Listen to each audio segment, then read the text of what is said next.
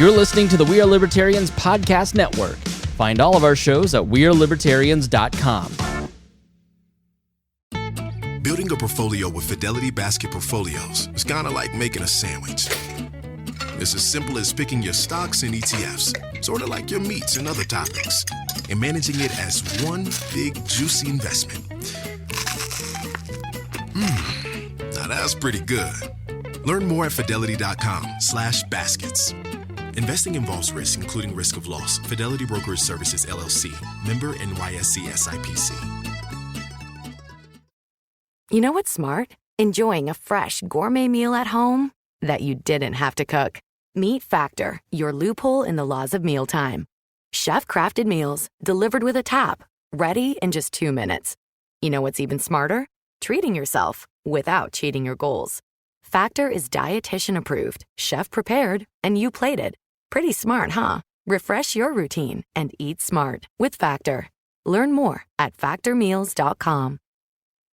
Before we start, I want to thank all of the Weird Libertarians patrons for being a part of the show. You can find out all of the benefits of subscribing on Patreon at joinwalplus.com.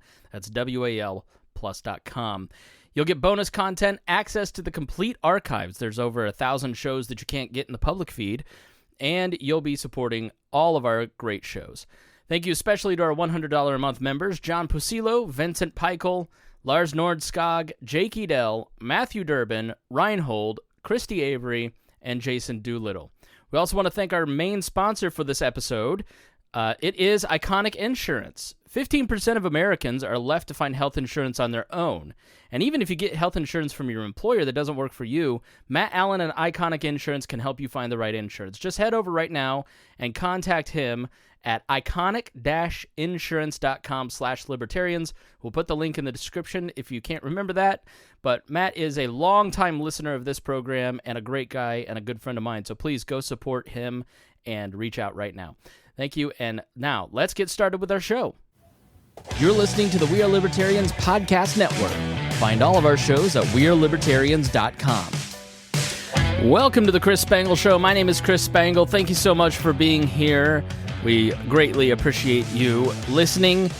And we have a returning guest, one of my favorite people to talk to about economic issues. His name is Alexander Salter, and he's an associate professor in the Rawls College of Business at Texas Tech University and a research fellow at the Free Market Institute and a senior fellow with the American Institute for Economic Research. He's also a Young Voices contributor. Thank you so much for coming back, Alexander. I really appreciate having you coming back on. Great to be back, Chris. So I'm going to throw you a curveball here. We usually have you on to talk about inflation. It is November of 2022. I've seen little tiny downward trends in the inflation.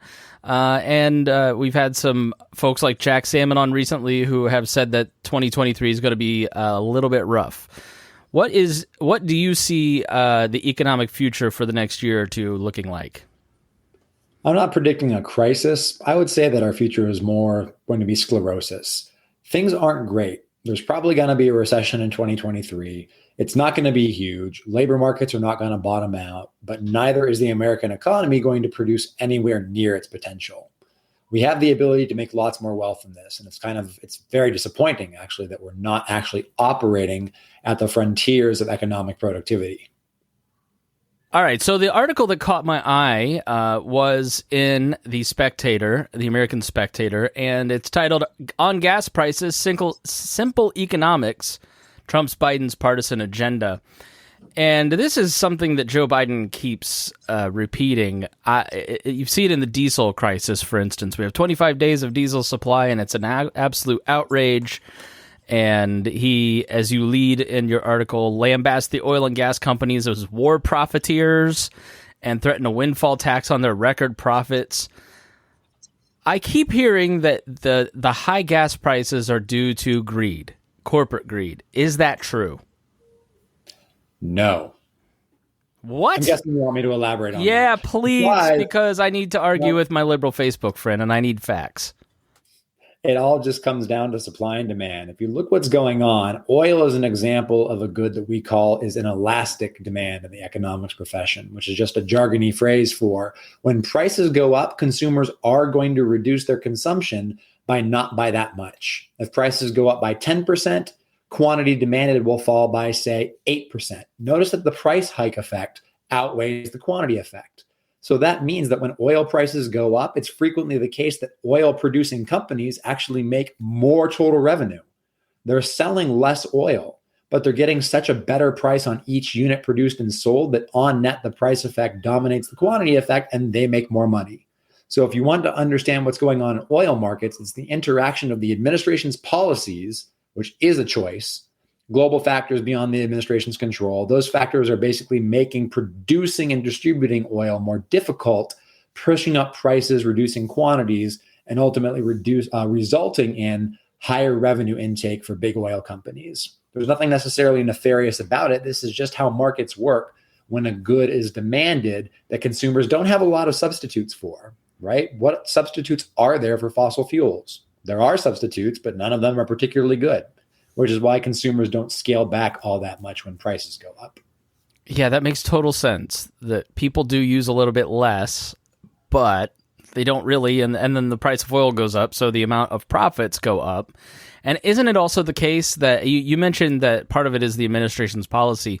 I know I've talked to other folks on the program here who say that there's less permits, so they have less places they can spend their money, so they have more money, essentially, because they're not able to get permits to go explore and drill. What are some ways that the Biden administration's energy policy is also leading to these record profits? From day one, the Biden administration has not been friendly to the American energy sector. On day one, he signed that executive order halting the construction of the Keystone XL pipeline. Ever since then, it's been a stream of executive orders, even in legislation like the so-called Inflation Reduction Act, which certainly is a contender for the most inaccurately named bill in our nation's history. There's user fees, there's extra costs, there's all these regulatory actions that basically drive up the cost of producing oil. Combine that with the administration's rhetoric and broader stated goal to transitioning to a green economy, oil companies are looking at that and thinking any investments that we make to expand capacity are not going to be safe in terms of generating a rate of return. They're going to be taxed away. They're going to be regulated away. Why would we make those investments if we don't think that our property rights to the resulting revenue are secure? Oil companies, unfortunately, are responding rationally to the situation. So to the extent that there's a problem, it's not with the oil companies, it's with the policy that's disincentivizing them from stepping up production at this crucial time. Oil prices right now are something like 40% higher than they were in January of 2021, after adjusted for inflation. Based on the old prior to the COVID trend, production of oil domestically should be something like 2 million more barrels of oil per day. What happened to the trend? Where did that production go? That can be plausibly explained mostly by the administration's bad policies, but also, yes, it needs to be said, some geopolitical factors beyond the administration's control. But yeah, the Biden administration can and should be doing better on this. All right, so I think we've made you president before, and I'm all for it. Or you're put in charge and you're in Joe Biden's place. What are some things that you do in the short term and long term that would lower gas prices? Ease up on leases. Get back to drilling, get back to producing, stop the regulatory overhaul that's basically making it increasingly hard to invest in capacity. There's a lot of things happening on several fronts. Another thing that we could talk about is that for oil companies, especially intermediate-sized producers, not necessarily the behemoths, but the intermediate-sized guys who are vital to the fossil fuels production chain, the supply chain, their cost of capital is going up immensely. Why?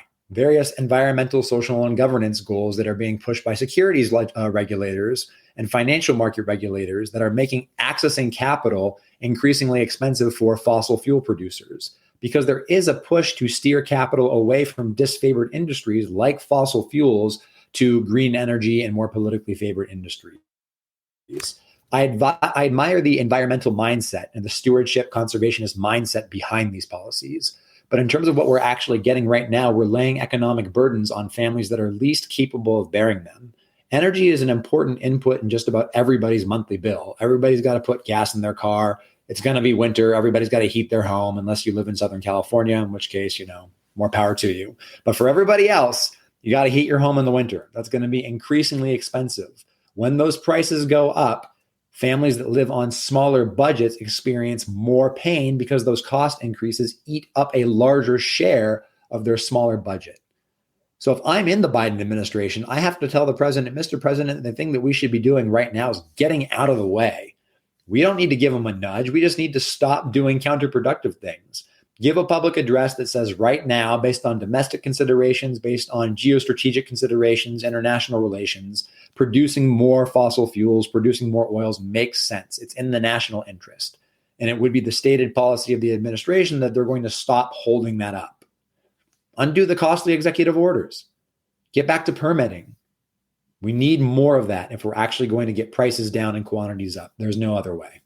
I think the general pushback to that is, I believe climate change is real. I think we can see the evidence that something's going on. And I'm not all saying we're going to die in 25 years by any stretch of the imagination, but I think the people that would push back on you go, this is a dire emergency. We have to transition now. And if we don't cause some economic pain when it comes to fossil fuels and plastic production and all of these different things, we're never going to get to a more sustainable path. What would you say to that? I think that climate change is real. And I think that we can have an intelligent debate over what sorts of federal policies are necessary to reduce the externality, another economics jargony word for basically costs that we're imposing on other people, reduce the externality associated with carbon. But what we're doing right now is completely counterproductive. First of all, if we want to make a serious dent in global warming, it's not enough for the United States to get on board, right? And per capita terms, we're actually emitting less now than we did in 1992, if you can believe it. We are not the big polluters. China and India, which are rapidly industrializing, are the big polluters. And they're not going to get on board with the strategy of going green by 2030 or 2050 or whatever. You would be asking those nations to forsake their own industrialization, which is just not going to happen. If the United States acts unilaterally and completely eliminated fossil fuels, suppose that we were actually able to do that without affecting American living standards, which is a pipe dream, but just suppose that we actually did that. On the most charitable assumptions possible, based on the global climate models, that would be responsible for something like 0.6 of a degree Celsius over several generations. That's not that much compared to the trend warming that people are projecting. Don't get me wrong, it's non-trivial. But this idea that the United States can and should unilaterally fight climate change and be solely responsible for bearing those costs doesn't make sense. So we can stop hampering fossil fuel production at the same time as making alternative energies more attractive. Increase tax credits for alternative energies, right? Make those research and developments tax write-offs. If you need to subsidize, I understand the argument that what you have to do is get the price point on renewables comparable to the price point on fossil fuels.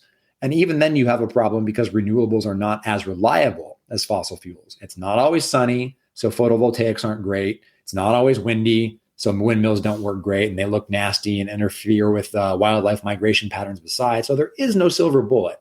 We're probably going to need, if we're serious about taking on these environmental challenges, a spectrum of policies. But those policies don't have to include laying economic burdens on one of our most important sectors.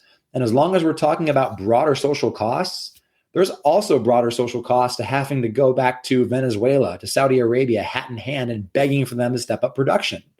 Those are real costs, dealing with tyrannical regimes, oppressive regimes that produce oil, by the way, dirtier than we do. The idea is if we can get our oil from them, right, at least we don't have the domestic optics problem of, we're producing oil here, which is bad. So we'll just buy it, right, because they don't vote for us. Which is sort of an insane thing to watch Joe Biden go to Venezuela and basically beg them and when he was vice president, they were evil on earth. So yeah, that's a very. He was right then. Yeah, exactly. Same with Saudi Arabia. That's one of the problems with. I read a fascinating article on one of the Norwegian countries that I think it is Norway that became like a massive oil producer, one of the poorest countries on earth, and it was an article on the dangers of being a petrol state. And how they're all a mess because they rise and fall based on the the price of oil, except for Norway, which now basically is given like $200,000 to every citizen because of their wealth. So, if only we could be in Alaska or Norway, Alex. Wishes were fishes. Right, exactly. But here we are. One of the ideas that Joe Biden is floating is taxing the profits of oil companies. Mr. Neil Bortz, many, many years ago, the first person where I ever heard the term libertarian, taught me a very simple lesson about business taxes. And that is, I pay the business taxes as a consumer, not the business.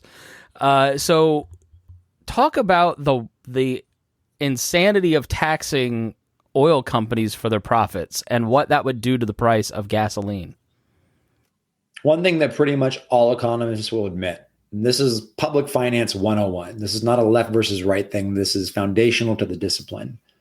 The person responsible for paying a tax legally is very rarely the person who actually pays the tax economically.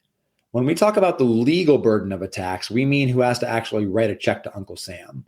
But when we talk about the economic burden of the tax, we mean the person whose welfare in terms of gains from trade falls more. Right? Think back to the supply and demand analysis we talked about in oil markets. Consumers are not very sensitive to price changes. Producers, in contrast, are very sensitive to price changes because there is a global market for oil and they don't have to sell here. They could sell somewhere else, right? So when you try and tax suppliers are actually going to have a pretty easy time passing off most of those tax burdens onto consumers, precisely because consumers are not sensitive to price changes. They're the ones who are going to stick around in the market and take it on the chin, so to speak. So this is one of the most important things that we talk about when we try and teach economics to 18 to 22-year-olds every year. Don't think that just because the law says that oil companies have to pay the tax, they have to write the check, that they're the people actually sacrificing resources. In terms of higher prices and lower quantities, it would be consumers that bear the brunt of the burden. So you wouldn't just be taxing a windfall tax, you wouldn't be taxing windfall profits. You would also at the same time be disincentivizing future production. So short run, you would be hurting consumers rather than the big bad corporations that you're trying to go after. And longer term, you're creating really terrible incentives to actually ratchet up quantities, to actually get back to production that can make us competitive again. This is a losing proposition all around, and I can't imagine that the administration would actually want to go through with it. I have to hope that this is just for show. Oh, my sweet Alex. What a nice boy you are. Yes. Fingers crossed, right? All right. Fingers crossed. You mentioned educating students, and you're a professor at Texas Tech. I imagine you live in Texas, correct? I do live in Texas. I live in the great city of Lubbock, the western part of the state. And you've written an article in the Lubbock Avalanche Journal. Don't fear the Californians coming to Texas. Just like Joe Biden not passing taxes, are you just being naive about all these Californians coming into Texas? I mean, look at what they're doing to Arizona and Texas. It might be a purple state. I don't know if I would trust all of these people from blue states moving into red states. Brian Nichols moved from Philadelphia here to Newcastle, Indiana, and we've got to watch on him. We're keeping an eye on him, for instance, because we don't want him to turn this state liberal. Am I wrong? I think the phrase that I used in my article to illustrate that position is we better think twice before we let them in and think 3 times before we let them vote. Amen. Now, as it turns out, when you actually look at the political preferences of the people who are moving, we really don't have anything to worry about because the Californians who are coming to Texas are not the typical blue state Californian. They're people who are getting out of California because they're sick and tired of California. They're tired of the nanny state. They're tired of sclerotic government. They're tired of the high cost of living.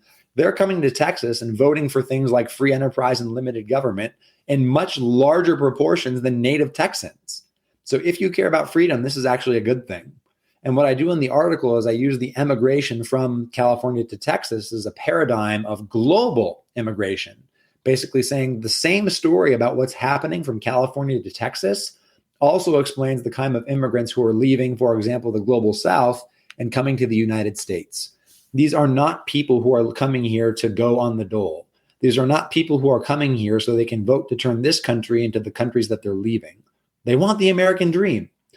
They want the government off their backs. They want the government to enforce the rule of law and make sure that markets work well. They want the ability to produce, to form families, to worship, to do all the things we want good Americans to do. They're some of the greatest contributors to American civic culture. And if we care about freedom, one of the best things that we can do is find ways to welcome more immigrants. The more, the better. I understand that that's going to mean changing the political system, changing how we handle the border, right? Because what's going on at the border right now is a humanitarian crisis and does need to be dealt with. I'm interested in looking for political solutions whereby a majority of American citizens can get on board with the idea of embracing a system that allows us to admit more immigrants who are coming here looking for a better life. Talk to me about the border, because I'm here in Indianapolis. All right. And I mean, if I turn on Fox News, they're always screaming about the border, right? Like, I know this, the head of CBP just got canned because he wasn't doing a great job. But you're a lot closer to the border. Is this typical pre-election rhetoric from Republicans that there's a mass crisis at the border and we need to, because this works for them? Or is it just sort of average right now? Like, give me some perspective. There is disorder at the border. In terms of number of people who are coming over, we estimate that it's millions upon millions of higher than usual. We have much higher rates of contact and an absolute number of contacts between border officials and illegal immigrants. So there is something going on. The question is, what is going on and what should we do about it? I think that the ultimate problem is bad laws on the books coupled with weak enforcement that creates an institutional mismatch that actually creates an environment conducive to the flourishing of criminal enterprises. So what we're really worried about is human trafficking. We're worried about the drug cartels. If you have rules that make it very difficult, at least on paper, to get across into this country legally, and at the same time they're sporadically and weakly enforced, you're basically saying it's open season for organizations that have a comparative advantage at avoiding the law for profits, namely criminals, to basically say we're going to facilitate cross-border traffic for reasons that profit us but damage these border communities. You could fix that. You could fix that by giving increased federal resources to the border protection agencies so that we could process and make sure that all these people are coming across in an orderly fashion. But keep in mind, the goal of doing that is not to reduce immigration. The goal of that is to make it safe to have much higher immigration. But you need the administrative capacity to actually get these people in an orderly fashion so that they're not harming themselves and others. Yeah, that's one thing that I guess I've never understood from conservatives. You don't want to bring in the pro-family, pro-life, pro-Catholic, entrepreneurial folks from south of the border who are fleeing the drug war that generally Republicans have driven. So I agree with you on increasing the amount of immigration. I can see how people fear, right now, the two biggest issues in the election, other than abortion, were crime and the economic situation. So if you're letting a lot of people into the country, aren't they going to take jobs that, Native Americans might need? And aren't they going to increase crime? Like, you're letting immigrants in. Don't they produce more criminal activity? We actually have pretty good data on this because when Texas officials make arrests, we actually track the immigration status of the offender if in fact they're an immigrant.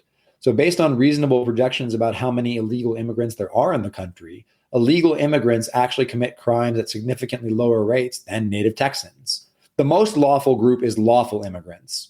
Next behind them is illegal immigrants, ruling out the obvious illegal moving itself, which is technically a crime, but that doesn't count, right? The first rule of tautology club is the first rule of tautology club. We're debating whether this should be a crime in the first place. Right. So it's law-abiding immigrants, the illegal immigrants, and then native Texans actually commit crimes at higher rates. In terms of the job situation, what decades of empirical studies on labor markets have shown us is that immigrant labor and native labor are complements rather than substitutes. And the way to think about this is, yes, when immigrants come in, they're expanding the labor supply.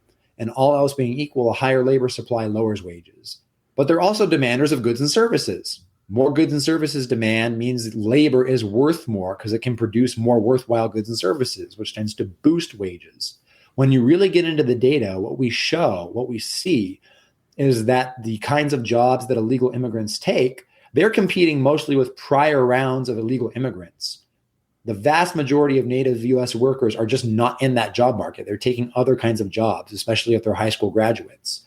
So I see this as a situation where we can actually afford to welcome more immigrants in total to further facilitate a kind of division of labor that's going to make household wages even higher.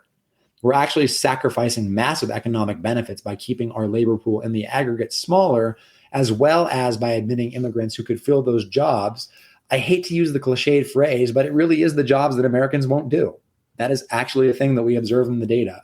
And so we need to be finding ways to get the most out of our labor force, which means we need we need not just a big labor force to produce more stuff in general, but we need it to fit together like pieces of a puzzle.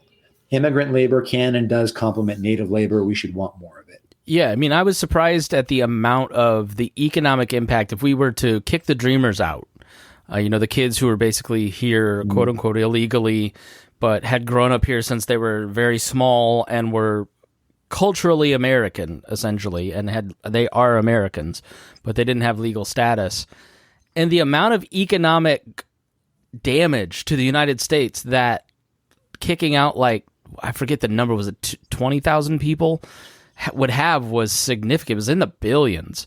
And so more population generally means more economic growth because you've got more people here working, paying taxes, buying things, correct? Absolutely. When we really focus on it, though, what we want to talk about is not just economic growth in general, but we want to talk about income per person. Because if we're admitting a bunch of people and those people are producing more, you have more stuff that's being produced, but then you have more people consuming what's produced. So per capita, incomes aren't actually going up. We want to find out what's happening in terms of GDP per capita, income per head, per person. And it turns out, larger populations are actually better for income per person. Because when you have a larger labor force, you get additional benefits from specialization in the division of labor. You get that puzzle fitting effect that we talked about just a minute ago. The workers that are in the labor force fit better together and complement each other, making everybody more productive. Also, at the end of the day, the only thing that results in economic growth in the long run is ideas, technological innovation. More people means more brains means more ideas. That's where it ultimately comes from. People are not a curse to the economy. People are a blessing to the economy. We're nowhere near the quote unquote carrying capacity of the population. We have plenty of space, plenty of room. We can and should admit more people. And we can and should be having more babies, frankly, but that's a separate conversation. Yeah, well, I'm doing my best. Really what I'm hearing you say is you just want more people using welfare, because that's all I've heard is immigrants use welfare. Is that true? Immigrants do use welfare just like Native Americans. The question is, what are the costs of servicing them with welfare? It seems like an intuitive story, right? Immigrants come here, they're not acculturated, they don't speak the language, they're going to need some help. So they're going to disproportionately consume public resources. Again, not if you look at the numbers. The welfare cost of servicing immigrants is, again, slightly lower than the welfare cost of servicing Americans who were born here. So in terms of the fiscal effects of immigration, most studies basically find it's a wash. Yes, they consume more public services, but they're also generating economic activity that stock the fisc in the form of paying tax revenue. So if you're concerned with public finances as a separate consideration, it really doesn't seem that you have anything to worry about, because that particular effect washes out. So when you sum up everything that we've mentioned before, less crime, right? More economic productivity, and it's a wash on public services. So you have two clear benefits, and on the third one, at least it's not a cost. I'll take 2 out of 3. Absolutely. All right, Alex Salter, shameless self-promotion time. Where can people follow you and learn more? Absolutely. Yeah, I have a website, www.awsalter.com. All of my academic writings and all of my popular op-eds are available there. I am on Facebook. You can find me on Facebook. So I'm off right now until after Christmas, but I'll be back on, when the new year comes around. I regularly publish in places like The Hill, National Review, and so I throw all my articles up there, and I'm happy to share those with anybody who wants them. I love hearing from readers, so please shoot me an email. And you're working on a couple books, right? That's right. So I had my first book published last year, which is about monetary policy. It's called Money and the Rule of Law by Cambridge University Press. The great thing about that is we were able to convince Cambridge to publish a low-price paperback edition. I think the paperback edition is something like $28. So we actually have a pretty good market for that book. And that book basically makes the argument, look, as long as we have a central bank, and we can talk about whether we should, but as long as we have the Fed needs to have its hands bound very tightly with a specific rule. We can't just have this discretionary, technocratic picking and choosing the ends of monetary policy on the fly. Next year, I have at least 2 and possibly 3 books coming out. The first one is about common. I'm barely able to get 3 podcasts out. You're writing 3 books? They've been a long time in the coming, and they just all happen to come out together. Okay. The first one's about common good capitalism. That's going to be published by Catholic University of America Press. The second book is about the political economy of medieval Europe, focusing on the High Middle Ages. That's going to be published by University of Michigan Press. And the third one, which I hope happens, that one's not set in stone yet. This is actually a popular book, not a scholarly book. I'm taking a collection of my articles that I wrote for the Lubbock Avalanche Journal, all on the theme of libertarianism and why I think that libertarianism is the authentic inheritor of the American political tradition, putting those together into a coherent narrative and publishing it as a book. So I know a lot of people are sometimes skeptical of books that were just a bunch of op-eds, but these are all related to each other. It's not like 30 essays that just happen to be stapled together. So it's going to work, and I'm optimistic the project is going to make a splash. Hey, it's worked for George Will. Why not you? I do not write as well as George Will. Very few people do. But we're thankful that you're here, and I do enjoy following you on Facebook. I think one of the books, I was like, can I write the children's book? Which was a great joke, but the political economy of medieval Europe. I was like, I want to do the kids version. But anyway, I'll send you the notes. We'll work something out. I'll have Squish do the sketches. All right, Alex Salter, thanks so much for joining us here. Congrats on your success. It's very exciting, and just a great guy, great follow, and make sure you read his writings. Thank you so much for being here. God bless you, Chris. See you next time. Thank you for listening. We really do appreciate your time, and if you got something out of this, the best thing you can do is share it with your friends and family. That is how you support every writer, podcaster, any creative that you like. Share their work and tell people to join. That's the best way to promote them. Thanks so much, and we will see you again next time.